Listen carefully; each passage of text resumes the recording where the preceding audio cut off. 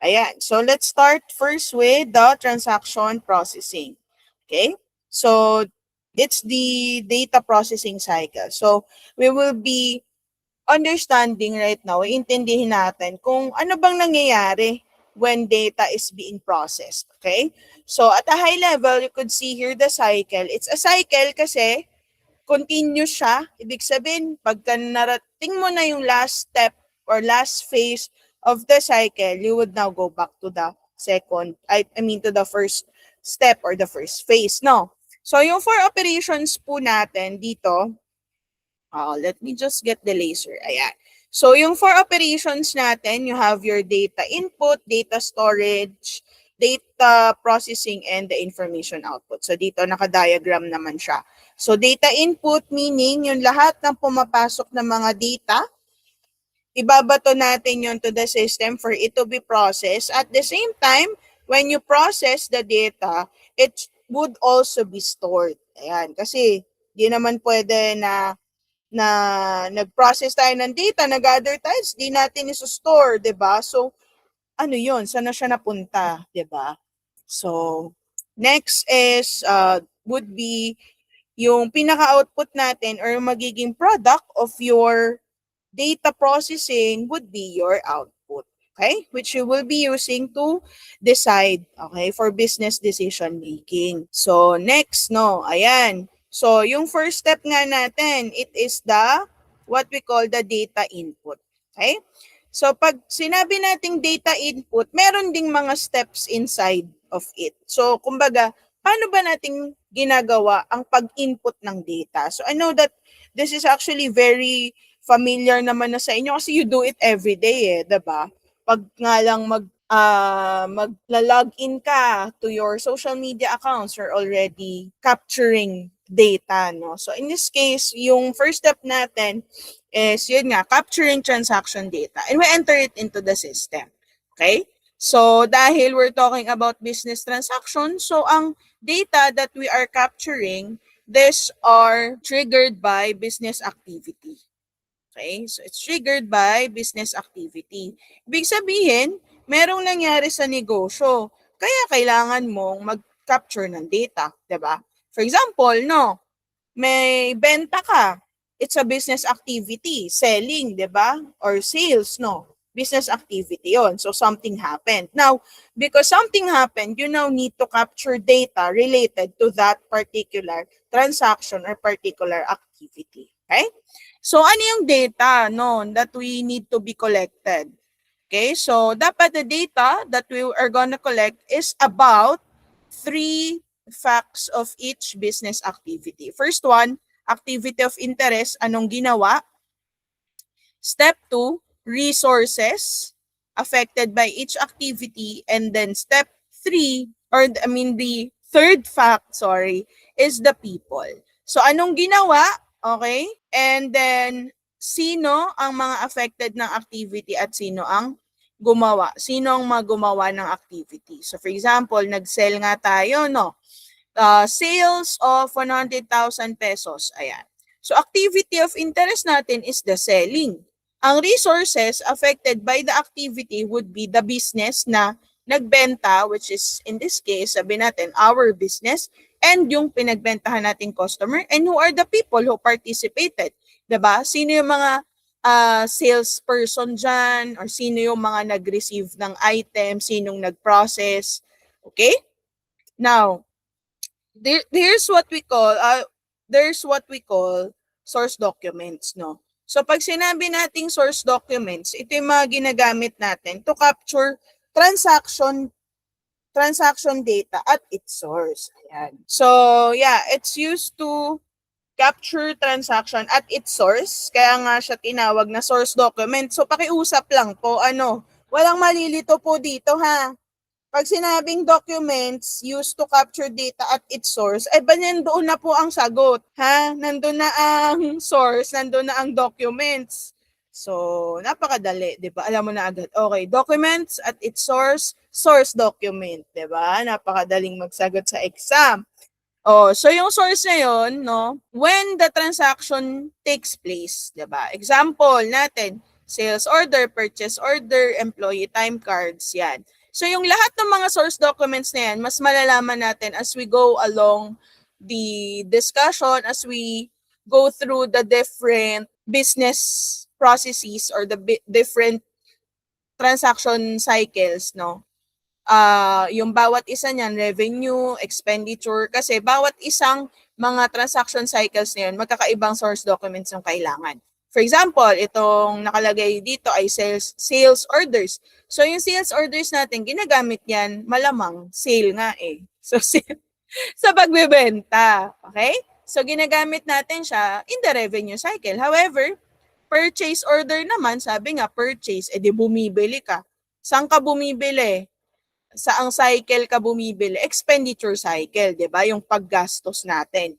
Okay? So, most businesses would use paper source documents to collect data about their business activities. So, kasi syempre may mga compliance tayo, no? May mga regulatory bodies. So, si BIR, nire-require niya talaga na dapat merong paper trail, especially na mga invoices, 'di ba? Kung ano mang related documents. So, merong paper trail yan. Lalo na kapag you're already transacting with external parties, no? Yung mga customers, suppliers natin, kailangan meron tayong mga dokumento, nagpapalitan tayo ng documents. So, mga naka-paper siya, and then if you're already using an ERP, no? So, tsaka natin tina-transfer yun to the computer. Ayan. Now, when the data is entered using computer screens, they often retain the same name and basic format as the paper source document it replaced. So, sinasabi dito, kapag yung document po ay inilagay na natin or in-input na natin into the system, yung mga details nun, dapat naipasok pa rin siya sa system. Kasi it would still generate a report, no, na makikita natin sa system. So later on, when we use the ERP, yung Odoo, mas ma-appreciate nyo kung ano ba yung mga source documents na yan, ganyan. Okay? So for discussion purposes and for class purposes, no, wala naman tayong printed. Everything is in the ERP. Yon. So, pwede nyo siyang i-view doon. Pero kung halimbawa, gusto nyo lang ma-experience kung paano ba, ano bang itsura in the actual, no? Or at least para ma-feel mo, ito yung project na ano ko, ito yung efforts ko sa paggawa ng mga transactions sa IT2. Pwede mo siyang i-print. Tuturuan ko kayo kung paano mag-print. Kasi in real life, yung mga documents natin, transaction documents, piniprint talaga natin yun. Okay? Anyway, nasa source document pa lang kasi ako eh. Ito yung source ng transaction. Ayan. So, ito, may nakalagay tayong mga business activity in the left and at the right side, you have your source document. So, sige, mag-pinpoint lang tayo ng mga few examples. So, yun na mention kanina, di ba, revenue cycle. Doon kailangan yung sales order. Ma'am, para saan ang sales order? Kasi yung sales order, kailangan mo yon to take the customer order.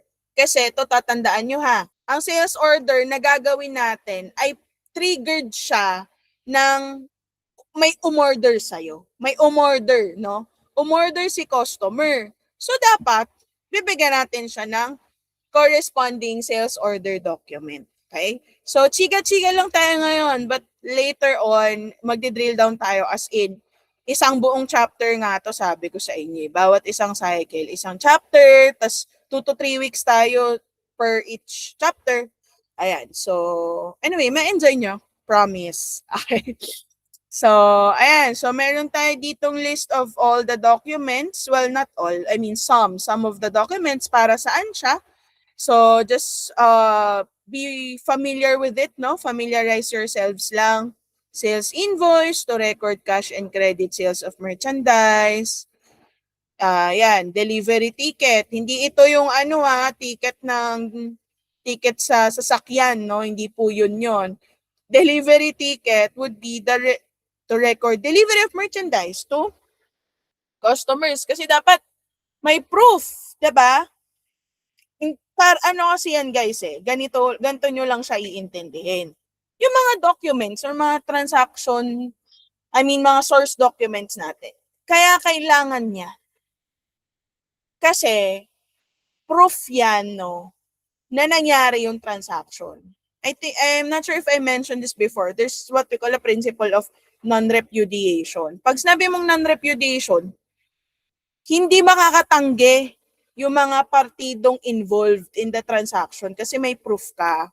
Ayan. So, doon pumapasok why we need all these documents. Ayan. So, lahat po ito, class, kailangan po nating tandaan.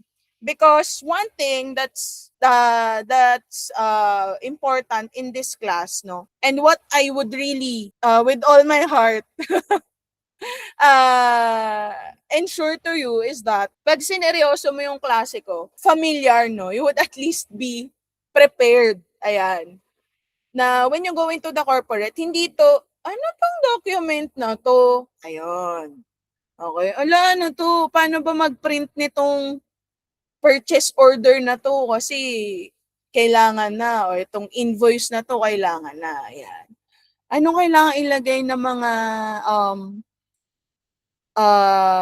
data, no? Anong details yung kailangan i-check, etc. Okay? So, ayan. So, meron din tayong mga tinatawag na turnaround documents. Ayan. Turnaround. Ayan. So, ano yung mga turnaround documents? So, again, nandyan lang ulit sa definition kung ano siya, no? Yung turnaround documents daw po, records of the company data to an external party and then returned to the system as an input. Okay, keyword. Walang magkakamali dito, ha. Grabe, binigay na talaga. So, ano yung turnaround document? Syempre, it's a record, di ba? Record siya, malamang, ng company data na galing external. But, here's your keyword, returned. Kaya siya turn around. Okay? So, yung mga turnaround documents po, they are in machine-readable form to facilitate subsequent processing as input records. Alam nyo, meron mga accounting system at mga ERP na pag pinicturan mo yung invoice, nag-i-input na siya agad. Ang galing. So, yan. For example, utility bill. Ayan. So, yung utility bill natin, it's the record of our company data to an external party. Sabihin natin na si Meralco dahil utility bill, no? Siyempre, i-input natin yun in our system, di ba? Kasi we have to record kung ano ba yung mga utility expenses mo. Okay po? Now, when we say source data automation, devices capture transaction data in machine-readable form at the time and place of their origin. Again, di ba, pag source data, yung source document, yung document is nanggaling siya at the source kung saan nangyari yung transaction, di ba? But now, when we say source data automation, yun pa rin naman siya. Galing pa rin siya at the source. Pero, yung pag-capture natin sa transaction data is automatic na siya. Kaya automation, diba? Okay, an example, ATM. Ayan, so, automated na yon. Kapag ka nag-withdraw through the ATM, no?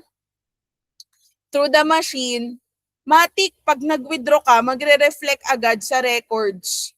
'Di ba? Sa bank records mo na merong withdrawal of cash. So real time 'yon. 'Yun yung sinasabi natin dito. Real time yung pag-capture ng data. What else? Point of sale scanners used by warehouses. So halimbawa kapag ka magde-deliver ng mga items, no? Sa customer, meron silang parang barcode scanner. Pinapunch lang yung barcode and then marirecord na agad na nabawasan ng inventory kasi will be delivered. Ma'am, depende pa, 'di ba, kung FOB shipping point or FOB destination. That's part na of the financial accounting. Of course, sineset up 'yan sa system natin. Kaya later on makikita ninyo, depende yung journal entry kung anong phase ka na of the cycle. So, hindi porket nagbenta ka na or hindi porket may umorder sa'yo, matik, sales mo na agad. Sa AIS, hindi siya ganun. Okay, kasi may segregation of duties tayo. Magkakahiwalay siya per module. Okay, first step pa lang pala yun. So, ano ang second step of the data input? Second step is that the data that you captured in step 1, dapat i-ensure mo na accurate and complete. Okay? So, one way to do that is to use data automation, which is yung nasabi nga natin kanina, di ba? Once na mag-withdraw ka, matik na re-record. Kasi imagine nyo naman, no? Nag-withdraw ka, tapos papasok ka pa ulit sa bangko, sasabihin mo, ito nga po pala yung withdraw ko, ito yung proof na transaction slip, paki-record. Di ba, ang labo? Parang, ano ba yun? Nasaan yung convenience doon if after mong gumamit ng machine, magmamanual ka pa ulit, diba? It doesn't make sense. So, yeah.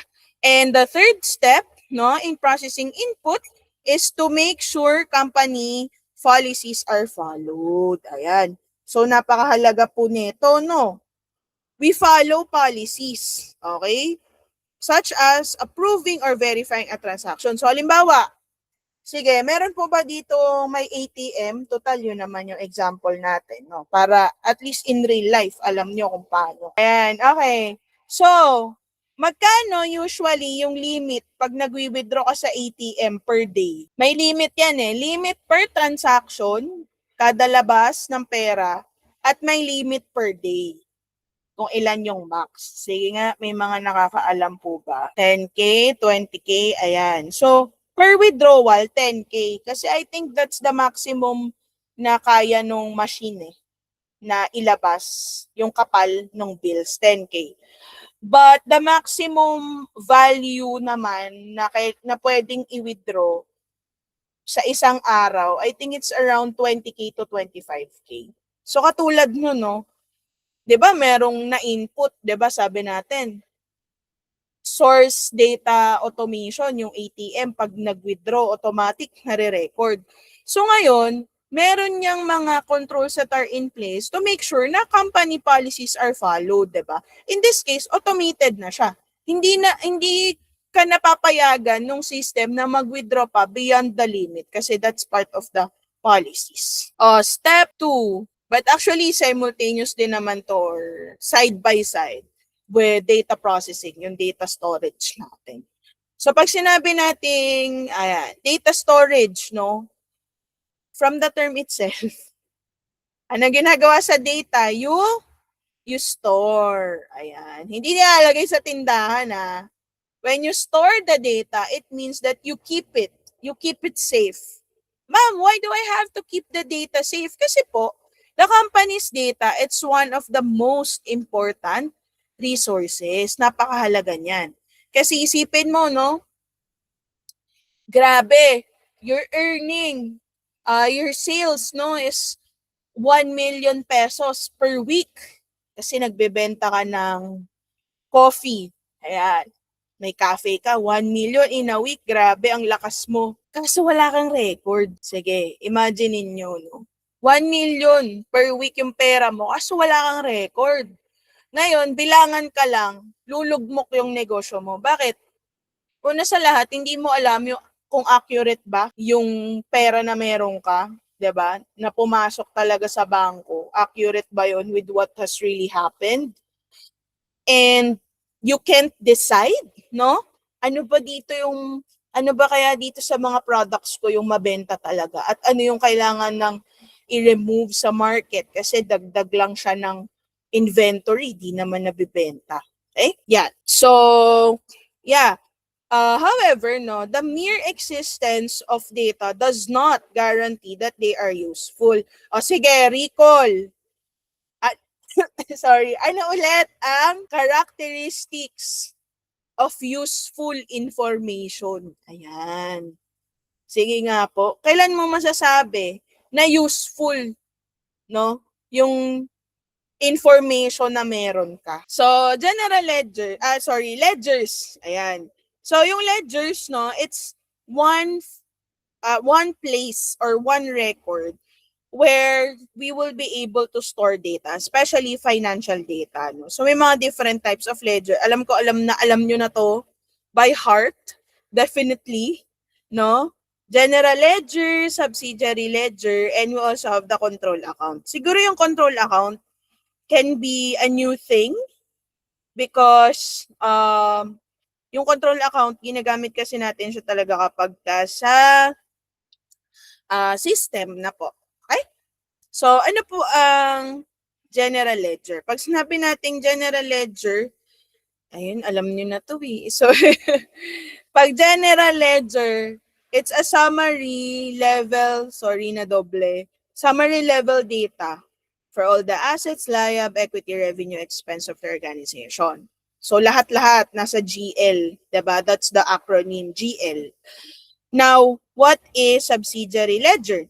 Subsidiary ledger naman, no, it's the ledger used to record detailed data for a general account with many individual sub-accounts. So, yung mga subsidiary ledger natin, merong subsidiary ledger yung bawat isang customer in the case of accounts receivable. Sa inventory, pwede rin may mga subsidiary ledger yan. Depende rin no, sa mga customers natin or depende rin sa mga items. And then, accounts payable, bawat isang vendor or supplier na babayaran natin, may subsidiary ledger din yan. Para madali natin siyang mabalikan. Okay, ano na ba yung balance ni customer? Magkano yung outstanding balance niya? Magkano pa sisingilin natin? Kasi kung meron ka lang general ledger, yes, alam mo magkano yung total AR mo. Pero how about on a per customer level? You also have to know that. Now, what is a control account? When you say control account, no, ito yung account ng mga controlling. The joke lang. So, parang na-doble pala yung nakasulat. But anyway, sorry, I'll just edit this one before I send it out. Pag sinabi natin control account, ito yung mga accounts that we are using specially reserving it for those general accounts na merong subsidiary ledger. Ano ibig sabihin? For example, control account, ang accounts receivable trade, control account yan. Kasi gagamitin mo yan sa loob ng mga modules in the system. Hindi ka pwedeng mag-manual entry. Hindi ka pwedeng mag-manual journal entry using control accounts. Kasi dapat yung mga control accounts na yun, nakadikit siya to the specific entity. For example, meron kang AR ni customer A, AR for customer B. So, hindi ka basta-basta mag-manual entry dito. Anyway, mas i-explain ko pa to ulit kapag nakaharap na kayo sa system. So, ipapakita ko siya sa inyo. Okay?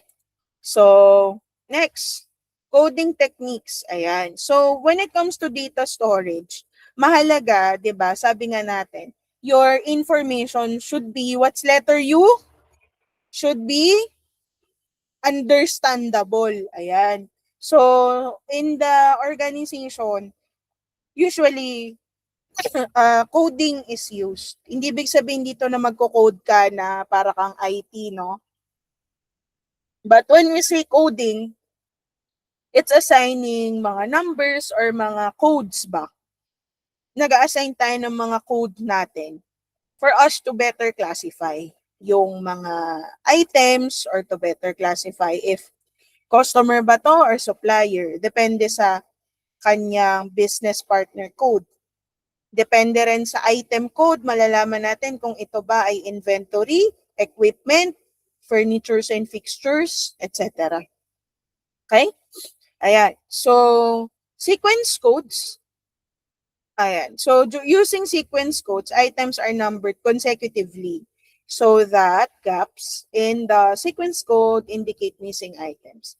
So, sa mga, yung sequence codes, ginagamit natin siya dun sa mga documents na hindi pwedeng maglaktaw at hindi pwedeng may mawala. Na if may missing dito, ay, wait lang, risk yan. Diba? May risk that's involved. For example, pre-numbered checks. Yung cheque mo, pagka meron kang 10 cheque, nawawala si cheque number 9, magiging chill ka lang ba? Di ba? Lalo na kung business owner ka or sabihin natin, ikaw yung CFO, ikaw yung treasurer. Re-release ka ng cheque, may missing check ka. Ang tanong mo agad niyan, saan napunta? Kanino napunta, di ba? Saan ginamit? Magkano? Naku po. Yun naman pala, napirmahan mo na. Tapos nag-CR ka, tapos may kumuha na. Naku. And also invoices, so kaya may way si BRR to identify if complete ba yung mga nire-report natin na sales. Yan, because of invoices as well as purchase orders. So, minsan gumagamit rin tayo ng mga block code, no? Yung block code is block of numbers that are reserved for specific categories. So, kung yung sequence code, magkakasunod siya na 1, 2, 3, 4, 5, 6, 7, 8, and so on. Or di kaya 1, 0, 0, 1, 1, 0, 0, 2, 1, 0, 0, 3, dire-diretso. Walang skip yon. Dito sa block code, ginagamit natin siya para makapag-categorize tayo. For example, ito. From 1000000 hanggang 1999999, yun yung mga electric range. Kasi halimbawa, gusto mong lagyan ng specific product code yung bawat isang item kasi high value siya. So may mga product code yung bawat isa na yan. Pag meron kang 3 electric range, ang product code mo yan mula sa 1000000 hanggang sa 1000002 kasi 0, 1, 2, tatlo yun. Okay. Ma'am, paano pag may refrigerator naman? O, edi dito ka na, 2 naman yung simula niya. Okay? So, that is block code. Next naman is group code naman. So, pag sinabi nating group codes, 2 or more subgroups of digits that are used to code an item. So, yung group code, ginagamit natin siya usually kapartner ng block code. Okay? So, katulad nito, yung digit position, meron pala siyang ibig sabihin. So, for example, meron kang 7 numbers, no? Yung first to second na digits or first to second characters, it defines product line, size, and style. Try natin ay, ba't ganun? Ayan. So, for example, gawa tayo dito. Product line, sabihin natin na women's dress. Yung iba maglalagay ng WD. Okay. Ano yung color sa third character, sabihin natin ang number 1 is white. Years of manufacture, sabihin natin 2026. Optional features, halimbawa siya ay silk, and silk would be S. Yan. So, ganun yung mga paggawa ng code. Ma'am, paano namin malalaman anong code gagamitin? Babalik po tayo sa policy ni company kung paano po gumagamit nung codes. Okay? Next one would be mnemonic codes. Ayan. So, yung mga mnemonic codes, ayun pala yung example ko kanina. Ito, yung buo. So, yung mga mnemonic codes are letters and numbers that are interspersed to identify an item. Ayan. So, it could be derived nga from a description, could be derived from a description of the item. And yung mga easy to memorize. Okay? So, may guidelines tayo. Okay? Ang guidelines natin sa paggawa ng mnemonic code ay dapat siya ay sige sis. Okay? Sige sis. Okay na ba tong code na to? Sige sis. Okay na yan. Ano yung C? Consistent. Okay? Once na yun na yung decided code to be used, lagi nang yun yung gagamitin, consistent siya. Ifa-follow po natin yung mga policies. Next is allow for growth or G. Yung G natin is growth. Big sabihin, no, tulad netong example, fast growing yung company mo, tapos manpower agency ka pa. Gusto mong i-track yung mga people or manpower that you have. Huwag kang gagamit ng 3-digit employee code. Currently, 950 employees ka na. Paano pag naging 1,000 na yan? Wala na, ma'am. Ifa-fire ko yung iba. Para hanggang 999 lang yung number. Ayan. So, those are the things you have to consider. Dapat merong room for growth yung mga codes natin. Sorry, dalawa yung C natin, no? Yung unang C is consistent with the intended use, and C also is consistent with the company's organizational structure. Ayan. So una, 'di ba, kung saan siya gagamitin, consistent 'yun. Second one, consistent pa rin siya across all the across the whole organization or kahit different departments pa siya. Bakit? Kasi baka mamaya sa accounting, meron kang coding for inventory, no? Merong item code. Tapos pagdating ng warehouse, iba na yung item code. Magkakalituhan kayo dyan kung anong tinutukoy nyo, di ba? Mamaya, pagka tinanong ni accounting, pakibigyan mo nga ako ng inventory report ng item code AA002. Yung AA002 pala sa accounting is mga computers. Tapos pagdating sa warehouse, iba pala yung AA. Sa kanila, battery pala. So, hindi magiging accurate yung records natin dyan. Hindi magkakaintindihan. Again? Then, S is simple. Ayan. So, be simple as possible to minimize the cost. Minimize the cost when it comes to the storage or yung nasasakop niya na storage in the system. Kasi pag masyadong mahaba, mas maraming bytes pa din yun. Okay? Yun. So, again, no, dapat yung code natin should be CGESIS. C for consistent with intended use. There's room for growth. Consistent with companies, structure, and simple. Okay? Yan. So, this is an example of the chart of accounts which will be what we will be using, no, para sa mga transactions natin. So, ito ang unang-una na dapat naka-ready bago ka gumawa ng kung anumang transaction. Kasi if your chart of accounts is incomplete, no, at yung mga account code niyan ay hindi mo rin alam or hindi na establish, ay gulo-gulo ang transactions mo. Okay po, excuse me. Alright. Then, also have here, yung mga pinakita ko kanina, nabanggit ko kanina, no, meron tayong mga ledgers. Siyempre, may journal din tayo. So, you have your general journal and you also have your specialized journal. So, sige, anong pinagkaiba ng general journal at special journal? So, yung general journal natin, lahat nandun. Tama, no? From the term itself, general. Then, specialized journal is may specific or special purpose siya. So, kung ito ay sales journal, pang sales lang yan. Hindi mo pwedeng lagyan ng purchases mo. Okay? Yan. So, now let's talk about audit trail. So, this is the reason bakit kailangan tayo may proper data storage, bakit may tama kang coding, etc. Kasi, pag hindi mo yun na-establish, mahirapan, no, yung users, yung auditor even, to trace yung audit trail natin. Okay? So, yung audit trail natin, no, it's a traceable path that allows the transaction to be traced through the data processing system. Mula sa point of origin, no, origin to the output and output to point of origin. Ibig sabihin, mula sa source document mo hanggang sa financial statement mo, kaya mong i-trace. And mula financial statement, pabalik sa details of the transactions, kaya mo siyang balikan. Okay? So yung audit trail natin, ginagamit natin to check the accuracy and validity of ledger postings and trace the changes.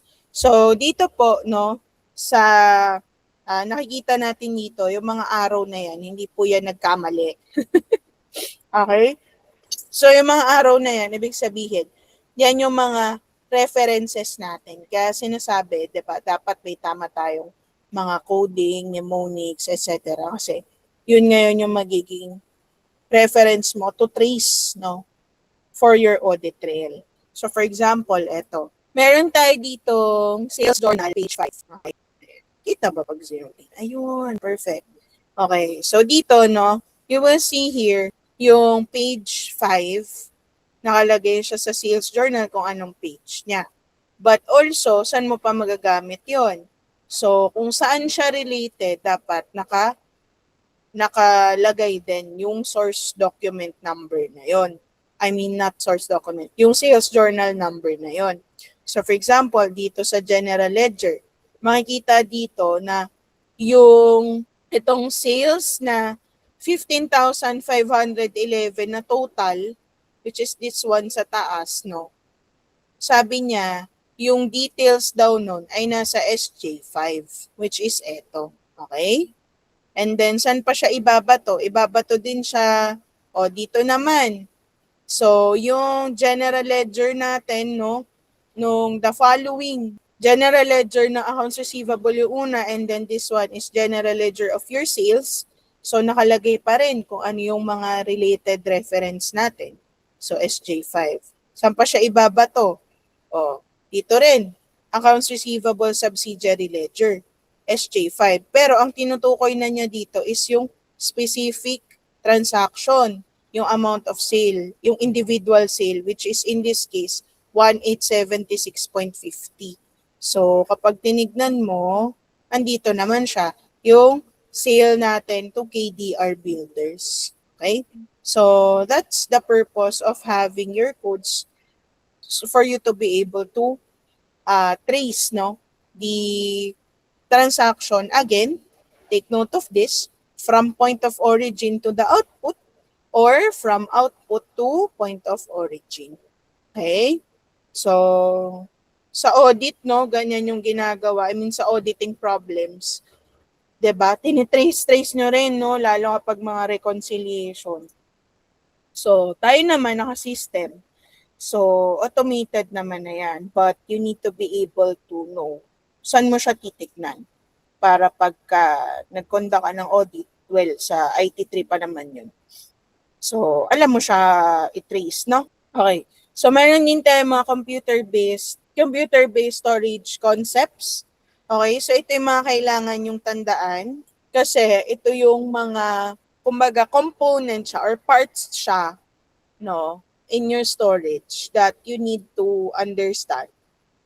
Para pag sinabi natin na, yung attributes niyan is A, B, C, D, E, alam mo kung ano yung tinutukoy natin. Okay po? So, first one is entity. What is an entity? The entity is the item about which an information is stored or in record. So, that includes your employee, your inventory, your customer, or your supplier. So, if you recall, no, di ba may diniscuss tayo mga different transactions. Yung merong accounting information system na bilog sa gitna and then may mga boxes, tas may arrow-arrow.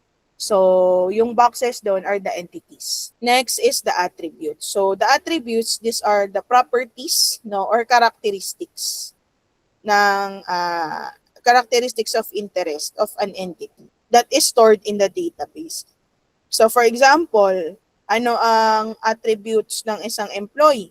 Attributes niya ay employee number, magkano sahod, pangalan, address. So, basically, nagde-describe siya or nagbibigay siya ng characteristics to a specific entity. That's your attribute. Next one is field. So, yung field natin, it's a portion of data record where the data value for a particular attribute is stored. Okay, so sabi natin, di ba, may attribute. Ini-describe niya yung employee. Pero, saan mo siya ilalagay? Ilalagay mo siya sa field in your database, doon na sa mismong table to store it. Okay? So, ayan, halimbawa natin, no, in a spreadsheet, okay, yung isang, each row would represent a customer and each column is an attribute. So, yung each cell, ano yung cell? Cell is the intersection of the row and column. That's what we call a field. Okay? So, halimbawa, employee A, ang employee number niya is AAA1. Ayan, halimbawa lang. Or sabihin natin A123. A123 is a field. The attribute is the employee number. Okay? Next. Next is record. A record is a set of fields whose values describe specific attributes of an entity, such as payroll data relating to a single employee. Yan. So, an example natin doon is a row in a spreadsheet. So, ibig sabihin ng isang record, tumutukoy siya sa para sa isang specific entity. So, for example, si employee A, no? Si employee A, ang record niya is lahat ng related sa kanya. Employee number, pay rate, name, address. Isang buong record 'yon. Maraming attributes ang isang record. Clear po ba yung mga pagkakaiba-iba? Next one is data value. The data value is the actual value stored in the field. So that describes a particular attribute of an entity. So yung data value is yung laman ng field. Okay? So for example, yan, customer name field would contain XYZ company. Ayan. Okay? Yan. So ito, katulad nito mga example. Sige nga po, i-identify nga po natin kung ano tong mga different ones na to, no? Itong mga itong customer number, customer name, address, credit limit, and balance. Those are what we call the attributes. Okay? Those are your attributes. Alright? Now, itong mga to, no, yung mga customer number yung customer number, itong isang buo niya, okay? Pag isang buo yan, that is the record. Then, yung customer name of customer number 19283, this is the field, and yung laman niya, XYZ company, is your data value. Okay? And then, what else? Ano pa nakalimutan ko? I have the record already, data value field. Okay, the entity. So the entity is, in this case, this whole thing is what we call the customer master data. So yung entity natin dito is the customer. Okay? Then, let's proceed some more. So we have what we call a file. A file is a set of logically related records, such as payroll records ng lahat ng employees. Yan. So yung mga different files, pwede siyang gumamit ng mga attributes na galing din sa ibang file. Related siya to one another. Okay? So halimbawa, yung payroll records of all employees na file, pwede rin siyang kumuha sa master file ng lahat ng pangalan ng mga empleyado. So yung master file naman, it's a permanent file of records that stores cumulative data about the organization. So yung master file mo is kailangan current siya, meron mang mga nagbabago, dapat lagi siyang ina-update. The next one is the transaction file. Yung transaction file is yung file ng bawat, okay, you guessed it right, ng bawat transaction. So halimbawa, nagbenta tayo. Meron tayong mga sales, 'di ba? So, kung meron tayong mga sales, no, syempre, isa yung transaction at lahat ng mga transaction na yon dapat nasa transaction file. So, a transaction file, by concept, para siyang journal. Ayan, para siyang general journal. Okay? Next is the database. So, yung database, dito, nandito lahat. Okay? Lahat ng mga pinag-usapan nating computer storage concepts, nandito siya kay database. So, what is a database? Database is a set of interrelated, centrally controlled data files that are stored with a little data redundancy as possible. Okay, so kino-consolidate niya lahat ng mga records that are previously stored in separate files para madali nating balikan. Okay? So, ano po yung data redundancy, ma'am? Ibig sabihin ng data redundancy, may mga duplicate, no? Duplicate na fields, duplicating attributes na pwede namang isa na lang siya and then nakalink na lang yung mga different files or yung mga different tables. Yan. So anyway, tuturuan ko naman kayo ng SQL queries. But I think that will be in IT3. So the SQL queries or the SQL queries, we use that to generate reports na pinupull natin galing sa database. Okay? So let's proceed to data processing. No? So sabi natin, once you input the data, first step, data input, second would be, side by side, para siyang 2.1 and 2.2. So data storage, saka data processing. Okay? So once the business activity has been entered into the system, dapat ay ma-process siya to make sure na current yung nasa store natin. Okay? So there are 4 different types of data processing. Ang ating acronym ay CRUD. Yan. Yung kapag ka masama ugali mo, no, masyado kang crude. Yan. May kanta rin yun eh, di ba? No? Why you gotta be so crude? Hindi talaga ako singer eh. Sorry. Okay, first one is creating new data records. So, kasama sa data processing na pag may bagong empleyado, na-update dapat yung payroll database. So, kapag may in-enter na, for example, no, nag-enter ng bagong empleyado. So, dapat hindi lang yung master file ng pangalan ng mga empleyado yung ma-update, but even the related, no, even the related records, which is in this case, yung payroll dapat ma-update yan. Kasi ang sad naman, bago ka empleyado, sabi mo na-hire ka na, tapos biglang hindi ka sumahod, di ba?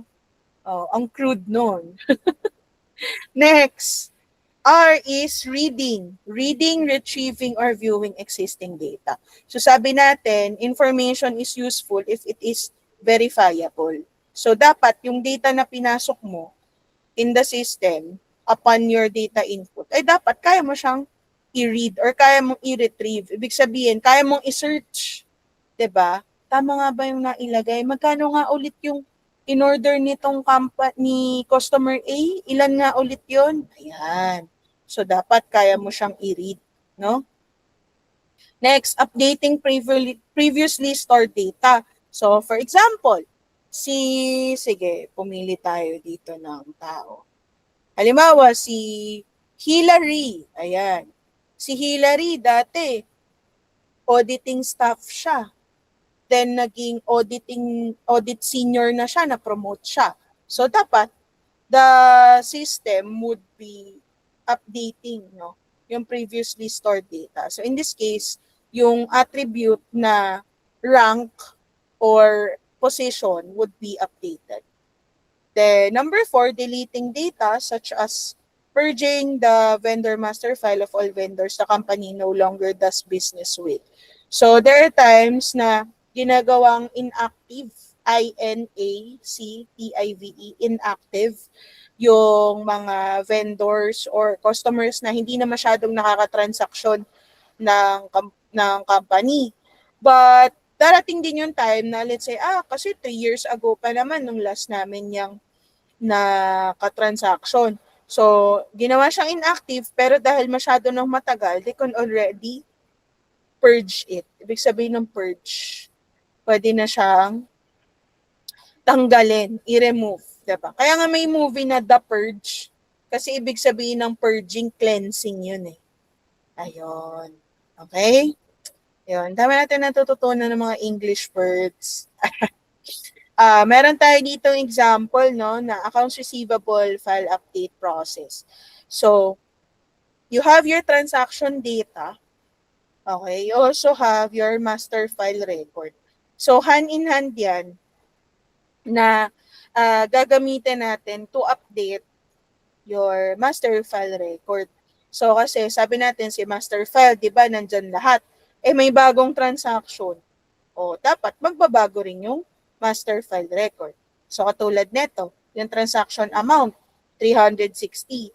Yung current master file is 1.5 yung balance. So, ang mangyayari na is, yung updated master file record, yung previous balance niya, magiging 1.5. And may current balance na siya na 1.860.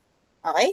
So, in updating the files, no, or in processing yung mga files natin, we verify data accuracy, we match the primary key, When you say primary key, it's the unique identifier ng record. So, kumbaga, paano mo masasabi na itong record na to, na nasa transaction data, na ang related master file niya ay ito? Dapat meron kang unique identifier, which is the primary key. So, dito, ano yung primary key natin? Primary key natin is the account number 0123. Para alam ng system, ano yung i-update niya sa master file. Pag wala yan, manghuhula siya. Hindi mo pwedeng sabihin na, yung may transaction date na ganito. Ala, ang daming transaction naman sa isang araw, 'di ba? And yung transaction natin, one time yan eh. Yung master file totals. Nakukuha po. And add the transaction amount to the current balance. Compare natin if tama ba. Repeat it for all transactions. And dapat may summary report tayo. So napakahalaga. You always verify. No? Lalo na po tayo kapag maggagawa na po kayo ng mga transactions sa Odoo. Naku, be very careful kasi baka po masyado tayong masaya, no? Nagmamadali tayo or nakikipagkwentuhan tayo habang gumagawa ng mga activities. Tapos, na-save mo na or na-enter mo na.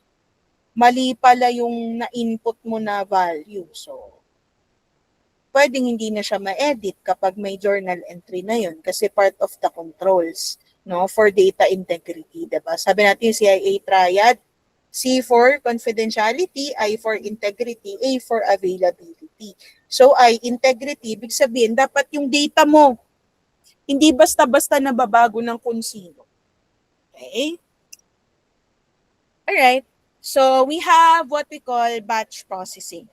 Yung batch processing, it's accumulating transaction records into groups or batches at a regular interval, such as daily or weekly. So basically, pag batch processing, bulk siya, para siyang bulk upload, para hindi mahirapan, no? So, halimbawa, kapag ikaw mag-upload ka ng picture mo sa Facebook, kapag ka nag-upload ka ng album, batch processing yon. Pag nag-upload ka ng story, kung nasang ka, maya't maya ka mag-story, no? Ano tawag doon? Real time. 'Di ba? Kasi pag real time, kung kailan nangyari transaction, ay agad-agad. Diba? So, in real time, the computer system processes the data immediately. POS, diba? Point of sale. So, sabi natin, pag may bumili, ini-input. Tapos, once na i-punch na yun ni cashier and then i-complete na niya yung transaction, nabayaran na, nire-record na siya as the sale for the day. Pati, hindi lang yung amount nun, pati yung kung ilan yung, ano yung items, ilan yung items na yun, even the related inventory or the raw materials, nire-record rin yun agad. Ayan, so this is the batch processing, no, yung process natin. Yeah. So, first one, no, yung meron tayo dapat na source documents. So, yung source documents natin siya, i-group natin siya into batches. For example, 10-10, ganyan.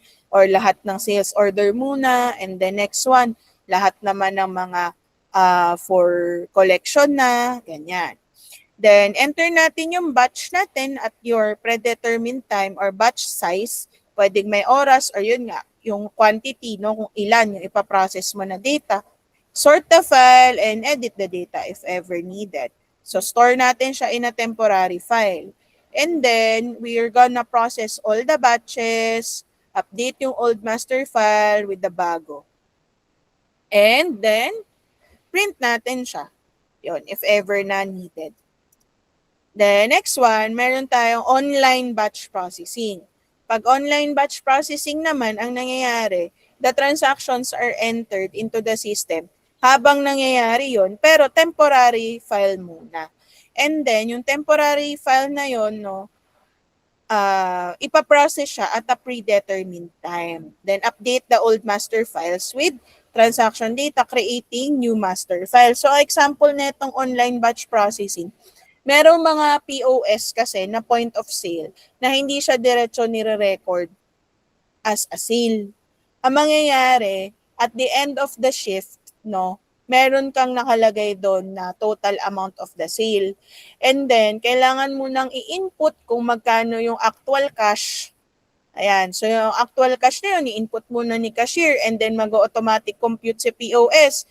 May shortage ka, 100. Automatic yun, class, ha? Kapag may sa mga POS, may ganong automatic siya nagko-compute ng shortage. Then, kapag may short, so, ire-report, no, ano ba to, nawala ba? May approval na kailangang i-go through. And then, once na ma-resolve na yung, for example, shortage or overage in the cash, ipopost na nila yon and then ito yung sinasabi natin na mapaprocess na siya every end of the day. So, meron nga tinatawag na Z-reading as in letter Z. So, yung Z-reading na yon kailangan siya to be submitted to the BIR kasi yun yung basis nila kung magkano yung sales mo for the day. Okay? And then, we have, yun, yung real-time processing. Pag real-time processing, enter ka ng transaction every time na merong mangyari and then, nare-record siya agad-agad. Ayun. Okay? So, questions? Okay ba tayo sa pinagkaiba-iba nila?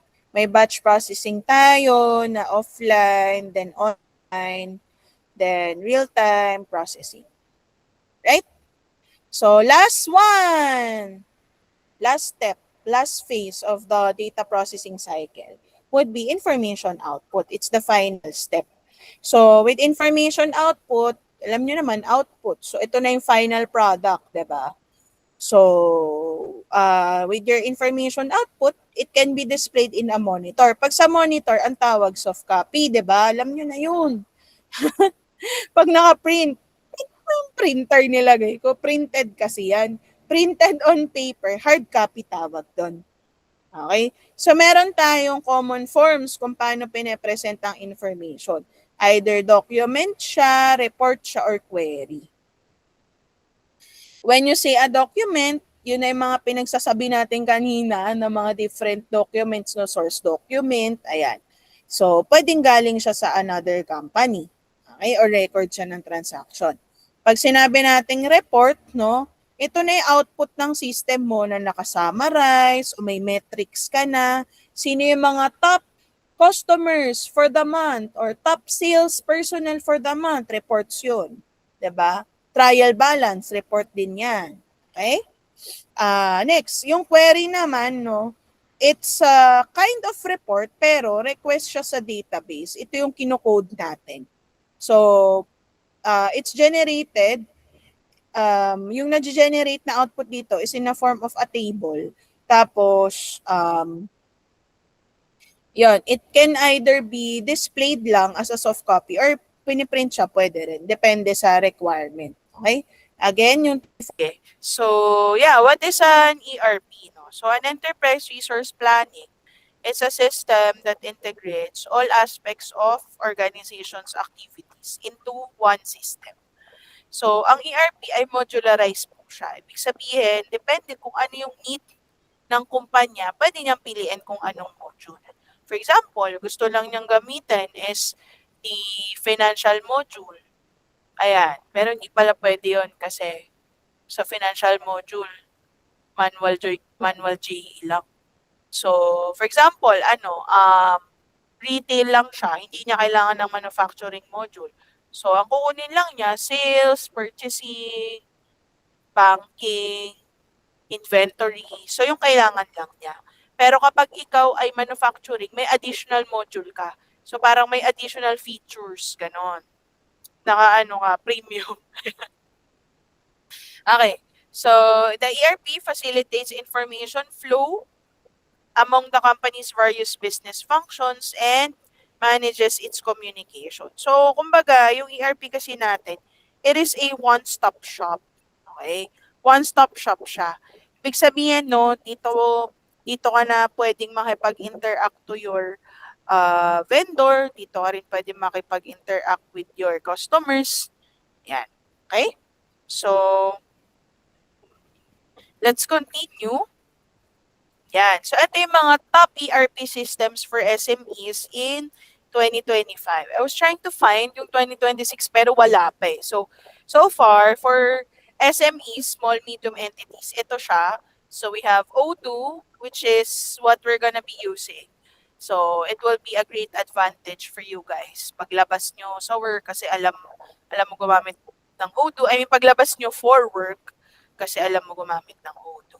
We also have Acumatica, Microsoft Dynamics, SAP Business One. So ito yung ini-implement ko before.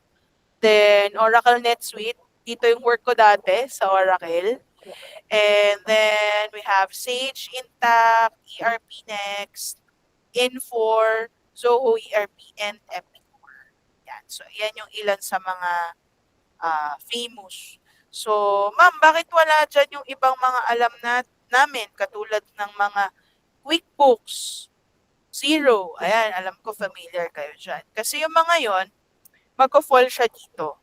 It would fall under accounting software for small businesses. Kasi yung QuickBooks tsaka yung Zero, hindi siya ERP, ha? Accounting software lang siya. Pag ERP kasi, modularized na siya. Tapos pwede ka na rin doon marami siyang, kumbaga mas marami siyang features. Which is, ito, yung core O2 models natin. You have these ones. You have your sales, inventory, accounting, purchase, CRM, even your website can be there. Manufacturing, kaya na rin i-monitor yung progress of manufacturing. HR as well already includes records of the employees. Payroll is also there. Point of sale, kaya na rin dito. And even the e-commerce website. Kung ikaw ay nasa pag-build ng mga projects or mga long-term construction, pasok na rin yung projects. Even your marketing can be measured here. So that's what an ERP is. That's why it's called Enterprise Resource Planning. Kasi for the whole enterprise, maraming pwedeng gamitin. Unlike kapag dito sa accounting software, accounting lang talaga yung focus niya to keep the books. But for an ERP, it's not just the accounting itself, but even your supply chain, your customer relations can also be touched there. Alright? So, ito rin yun, yung mga common modules. Financial, human resource, order to cash.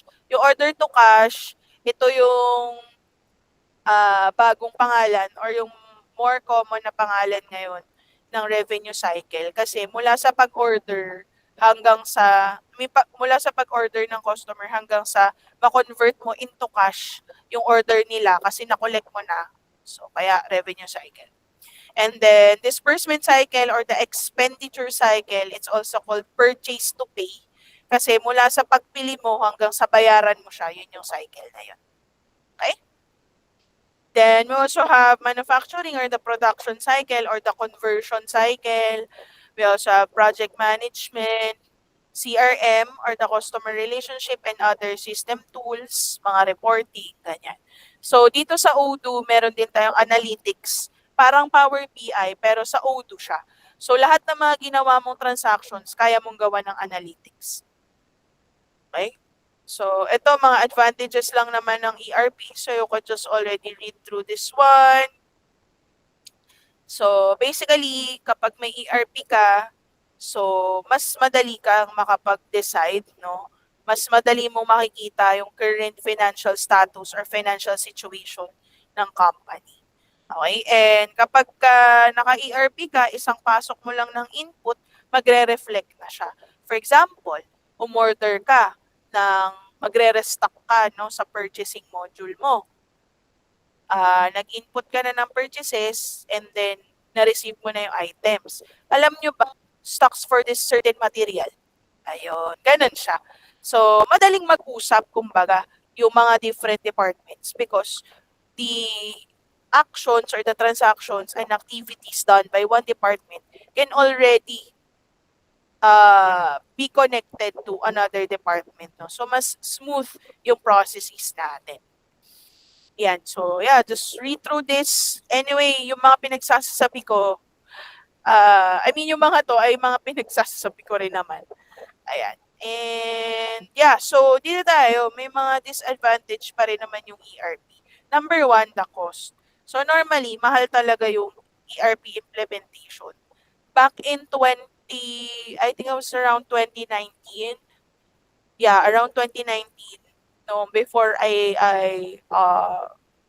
left sa SAP implementation. Ang isang implem would cost around 2M to 2.5M. Wala pang production module yun. Which is ang production module kasi mahal eh. Dahil sa production module, manufacturing nga. So marami kang stages of the inventory. So kaya mas mahal siya kasi mas matagal siyang i-implement. Mas maraming controls. So isipin nyo, 2M to 2.5M na cost to have the ERP. Depende pa yon sa license, sa user. Nung time na yon, kapag professional license, ibig sabihin yung pang-admin, 200K, isang user lang yun para makagamit. Pag normal ka na user or tinatawag na limited user, 100K. Paano pa ngayon, 'di ba? Inflation. So that was like what? 8 years ago? 7? 7 years ago, 'di ba? And amount of time required. So sometimes it takes years to fully implement an ERP.